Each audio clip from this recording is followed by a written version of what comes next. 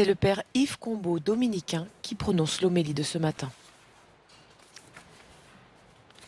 Aujourd'hui, 8 mai, notre nation commémore le 8 mai 1945 la capitulation de l'Allemagne et la fin de la Seconde Guerre mondiale en Europe. Demain, 9 mai, nous commémorerons la déclaration de Robert Schuman, alors ministre des Affaires étrangères, annonçant ce qui allait devenir la communauté européenne du charbon et de l'acier. Si vos souvenirs d'école sont bons, c'est là qu'est née l'Union européenne. Exactement 5 ans et 1 jour après que ces mêmes nations européennes se livraient à une guerre à mort. Ce n'est donc pas un hasard si nous sommes aujourd'hui à Sichazel, dans ce village de Moselle où a vécu et où repose le corps de Robert Schuman. Nous y sommes parce que Robert Schuman a été un homme d'État, de courage, de ténacité, de paix et un chrétien. En revanche, c'est un hasard que l'évangile de ce dimanche évoque la figure du bon pasteur. Mais dans ce cas, c'est un hasard heureux.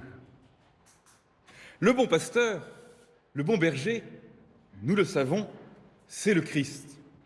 C'est celui qui mène son troupeau, qui le conduit sur les bons chemins, qui le nourrit, le protège, veille sur lui jour et nuit. Pour son troupeau, le bon berger est prêt à donner sa vie. Le bon berger, c'est le chef, et le chef est un serviteur. Je ne suis pas venu, dit le Christ, pour être servi, mais pour servir.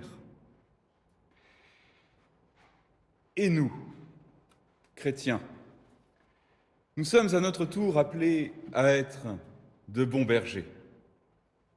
J'insiste sur cette phrase. Notre vocation de chrétiens n'est pas d'être des moutons, c'est de devenir des bergers. Les bergers de nos frères et sœurs, les bergers de cette humanité que nous sommes appelés à protéger, à secourir, à porter. Et cela, que notre troupeau soit grand ou petit, qu'il ait la taille d'une nation ou d'une ville, ou d'une paroisse, ou d'une famille, ou d'un couple.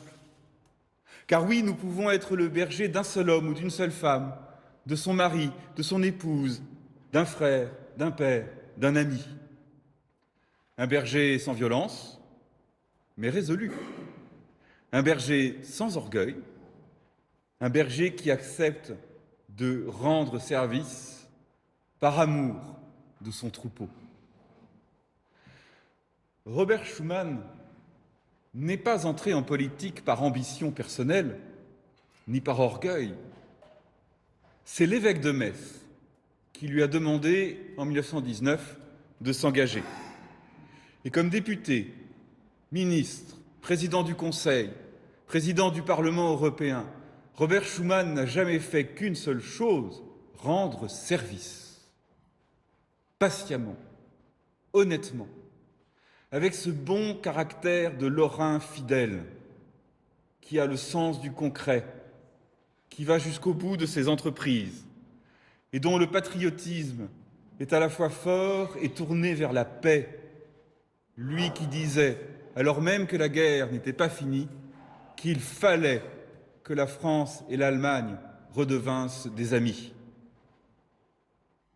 Et Robert Schuman a rendu service aussi en tant que chrétien, lui qui vivait de façon très modeste, qui disait son bréviaire chaque jour assistait à la messe, sans ostentation, simplement pour se nourrir, pour nourrir ses forces, pour pouvoir servir et bien servir. Robert Schuman n'avait pas d'éclat particulier. Il portait la moustache. Il avait un chapeau mou. Il avait gardé son accent luxembourgeois. Il n'était qu'un homme parmi les hommes, mais un homme qui avait pris au sérieux, dès sa jeunesse, sa vocation de baptiser, sa vocation de berger. Pour Schuman, le troupeau a été Metz, et puis la Moselle, et puis la France, et puis l'Europe. Pour nous, sans doute, le troupeau est beaucoup plus petit. Mais nous ne sommes pas différents de lui. Nous partageons sa vocation.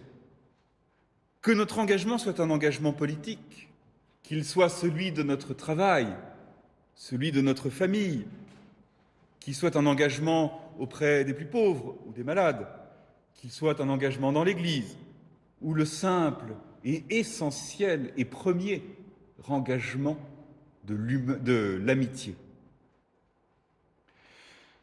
Nous sommes tous, par notre baptême, et à cause de lui, nous sommes tous des bergers. Aujourd'hui va se produire un dernier événement, et non le moindre. Aujourd'hui, le jeune Jacques, qui est là, va recevoir sa première communion. Il va recevoir la nourriture qui fera de lui un adulte dans le Christ. Il va recevoir l'agneau de Dieu qui fera de lui un berger.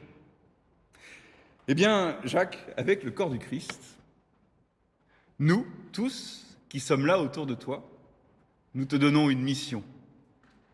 Sois le serviteur et le berger de tes frères.